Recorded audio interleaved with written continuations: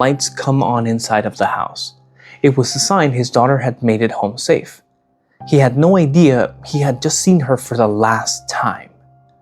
This is the story of Jonelle Matthews, but it's not like other missing person cases because she vanished in the span of a single hour from inside her own home, and it would take nearly 35 years for the truth to come to light. Picture an evening in December of 1984, a few days before Christmas in a small town in Colorado.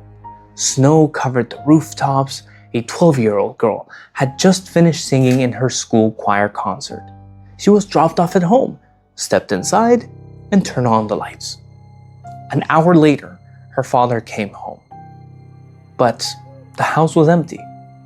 No sign of a struggle, no sound, just silence, and a girl who had vanished off the face of the earth. But what lay ahead was far colder. A trail erased in the snow, a man who threw himself into his own case, and a detail only the killer could have known. If you watch this video till the end, you'll understand the darker side of human nature. You'll see how a perpetrator can become obsessed with his own crime, and you'll learn the warning signs no family should ever ignore. Because this story doesn't begin with a scream. It begins with a house lit up at 8 in the evening and a garden rake left behind in the snow.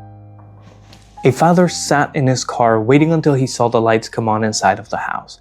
It was a sign his daughter had made it home safe. He had no idea he had just seen her for the last time. December 20th, 1984. A few days before Christmas. In Greeley, a small city in Colorado, snow blanketed the rooftops and yards. That evening, a 12-year-old girl named Jonelle Matthews had just finished singing in her school choir concert. An ordinary Christmas evening, full of music and light. Jonelle's mother was preparing to leave Colorado for California to visit family for the holidays. So a friend's father offered to drive Jonelle home after the concert. They did exactly what every careful parent does. They parked out front and waited until they saw the lights come on inside. That was the signal. Jonelle was safely indoors. It was around 8 in the evening, but no one knew that those lights were the last sign of an ordinary night. About an hour later, Jonelle's father came home. He'd been to his older daughter's basketball game. He walked into his own house, expecting a quiet evening like any other. But the house was empty. Jonelle wasn't there. He called her name. No answer. He searched every room. No trace. The girl who had been here an hour ago was now gone. In the span of a single hour, a child had vanished from her own home. No sound, no witnesses. Sometimes tragedy doesn't happen in a faraway place or in the dark. It happens in the shortest window of time. In the place we believe is absolutely safe, our own home. When the family realized the unthinkable had happened, a desperate search began, and out there, on the white snow, a chilling clue was waiting to be found. The police found footprints in the snow leading away from the house, but someone had tried to erase them, with something taken from the family's own shed. Jonelle's older sister, Jennifer, came home around 9:30 that night. When she walked in, she could tell her sister had been there, but now she was nowhere to be found. She called out, "Jonelle, are you home?" Only silence answered. A sense of dread rose in the whole family. Jonelle should have been home by now. They called the police right away. When officers arrived, they searched the house and the surrounding area. Inside, everything was nearly untouched. No sign of a struggle, no sign of a forced door. But no one knew that the most important clue wasn't inside the house. It was out there, in the snow. The police found footprints in the snow leading away from the house, and beside them, the marks of a garden rake. Someone had used the rake to erase their own footprints. A calm, calculated effort to leave no trace. And the most chilling part of all, that rake had been taken from the shed in the Matthews family own garage. Think about that. The perpetrator didn't flee in a panic. He stopped. He found a tool. he carefully erased his tracks right at the place where he had just abducted a child. A crime of impulse leaves chaos behind, but a calculated crime leaves behind a frightening kind of cleanliness. And that rake showed this was the second kind. Remember this rake because nearly 35 years later, it would become the piece that exposed the killer. But before that happened, the police would go the wrong way, and they would suspect someone no one expected. The father failed the lie detector test, not once, but twice, and yet he was completely innocent. In 1984, forensic science was still primitive. There was no modern DNA analysis. No one in the neighborhood saw or heard anything unusual. The police had almost nothing to follow, only a few footprints in the snow and a rake. With no leads, they turned to the person closest to the victim, Jonelle's father, Jim Matthews. He cooperated fully. He dodged no questions. He even agreed to take a lie detector test with an FBI agent. But no one knew that this very cooperation would nearly destroy him. He failed the test. He asked to take it again. The second time, he failed again. By now, the grieving father was furious. He told the police he had done everything possible to help find his daughter, that he had absolutely nothing to do with her disappearance. And that was the truth. In the end, Jim Matthews was fully cleared. The lie detector, which is never perfect, had nearly turned a father who just lost his child into the prime suspect. It measures stress, and a father in panic is, of course, under enormous stress. Sometimes the tool we trust the most leads us the furthest astray. And while the police poured their efforts into the wrong direction, the truly guilty one was out there, somewhere, at ease. With no real suspect and no new leads, the case went cold. But the community of Greeley refused to forget Jonelle, and they were about to do something never done before in American history. Jonelle's face appeared in a place millions of American families looked at every morning, on the side of a milk carton. The Greeley community refused to let the case fade into oblivion. They formed a search committee in the girl's name. They organized campaigns. They pushed the media relentlessly. They printed flyers. They put up posters. They did everything to keep Jonelle's name in the public's mind. Then, something remarkable happened. Jonelle's image was printed on milk cartons and distributed all across America. At the time, this was still a brand new idea. Jonelle became one of the first children, the first missing children to appear this way. Her face, with its innocent smile, sat on the breakfast tables of millions of families. But no one knew that the reach of the story would extend all the way to the White House. President Ronald Reagan himself mentioned Jonelle in a speech about missing children. All of America now knew the girl's face. In her friends' memories, Jonelle was a sweet, cheerful, kind girl. She was always the center of the birthday parties and the sleepovers. She was the joy of her close circle of friends. Greeley had once been seen as an ideal place to raise children. Peaceful, friendly, open. But after that fateful night, the community could no longer sleep soundly. There are tragedies so large, they change how an entire society protects its children. Jonelle's disappearance was one of them. But for her family, that fame was a comfort too costly to bear, because her face was now everywhere, while the girl herself remained missing. The years passed, then decades, until one summer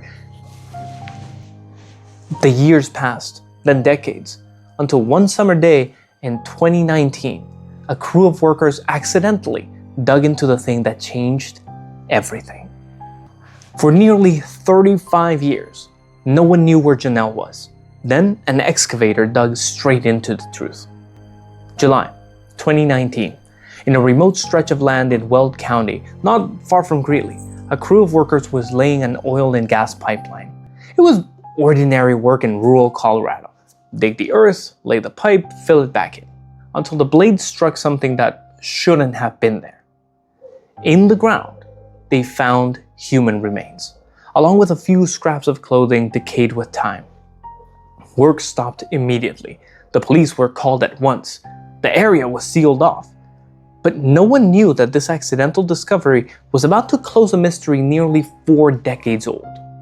Forensics went to work. They compared the dental records, and the result confirmed what the Matthews family had both feared and waited for over 35 years. It was Jonelle Matthews. The autopsy report revealed one more chilling detail. She had died from a gunshot wound to the head. For Jonelle's mother, Gloria, the final nightmare had become reality. The faint hope that her daughter was still alive somewhere after all of these years was now officially gone. Sometimes a brutal truth is still better than endless silence. Because at last, the family had something solid. They had a body to lay to rest. And they had a reason to begin seeking justice. The discovery of the remains awoke a case that had slept for decades, and almost immediately, a strange man walked himself into the center of the story. Most killers try to flee as far away from the crime as possible. This man did the exact opposite. He ran straight towards it. His name was Steve Pankey, a man who had run for political office several times, including for governor of Idaho, and he had an unusual interest in Jonelle's case. In 1984, Pankey lived right there in Greeley, just a few blocks from Jonelle's home. He attended the same church, moved in the same social circles as the Matthews family. He wasn't a close friend, but they knew each other. But no one knew that this man would make himself the center of the investigation. When the case was revived, it was Pankey who reached out to investigators. He said he had information to share. He claimed he might be involved in the case. And then, he did something even stranger. He asked for immunity from prosecution in exchange for information. Now, stop and think about that. An innocent person doesn't ask for immunity because immunity only matters to someone who is afraid of being charged with something.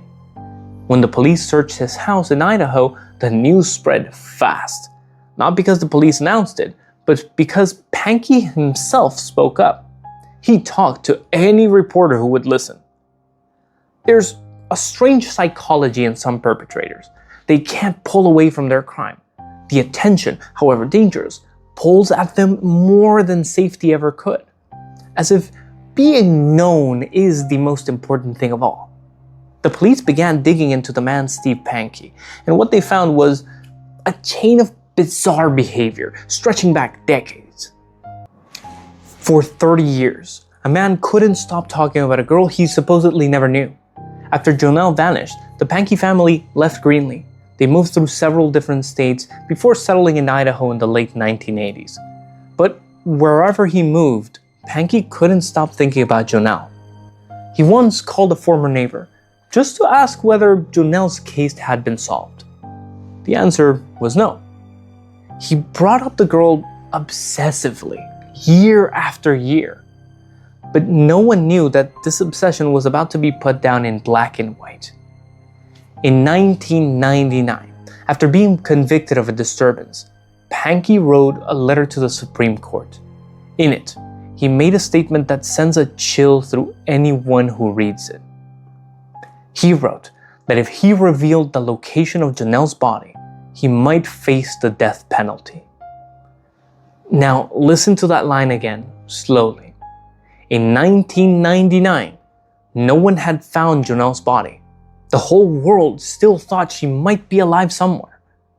So how did Pankey know there was a body whose location could be revealed? How was he certain she was dead when it would take another 20 years for anyone to find the remains? Even his own defense attorney would later admit it sounded strange, but he argued that Pankey was simply a strange man. Sometimes, the guilty betray themselves not through their actions, but through the things they let slip. Things only someone who stood at the scene could know. But the strongest evidence had yet to appear. It laid in the memory of the person who had once lived closest to him, his own ex-wife. One day, after Jonelle vanished, this man suddenly forced his whole family to leave town.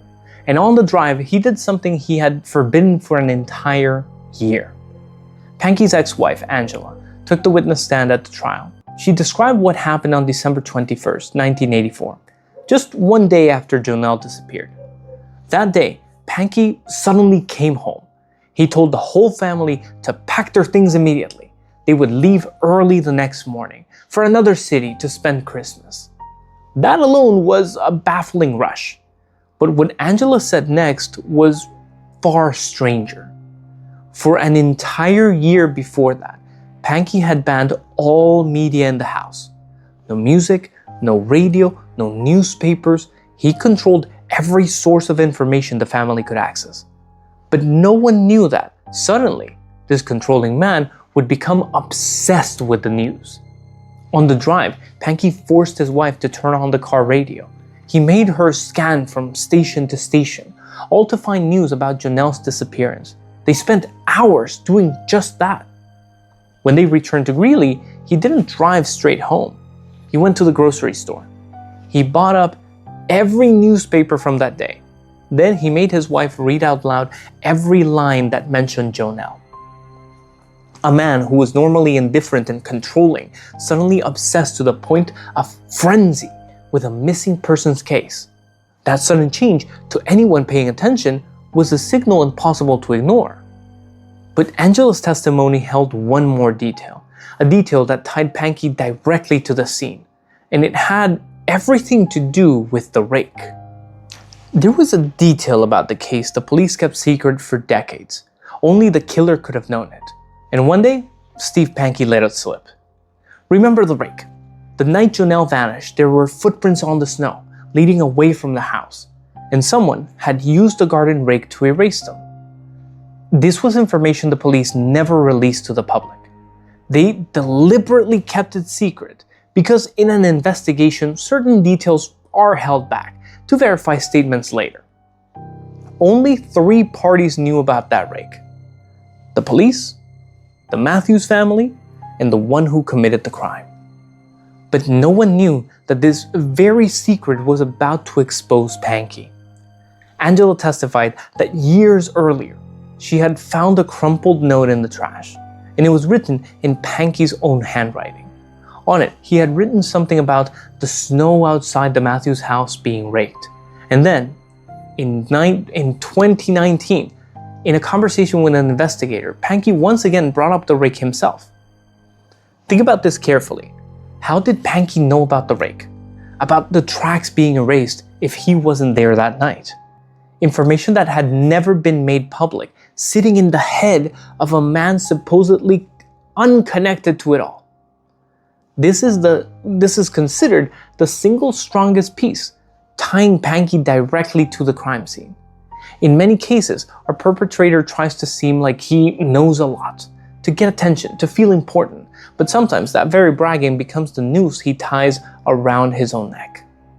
But the defense wasn't ready to give up. They were about to put forward another name, an alternate suspect, and their theory was strong enough to shake the entire case. The defense pointed at another man. The problem was, that man was dead, and a dead man can't defend himself. Pankey's lawyers put forward a different theory. They said the real perpetrator was a man named Norris Drake.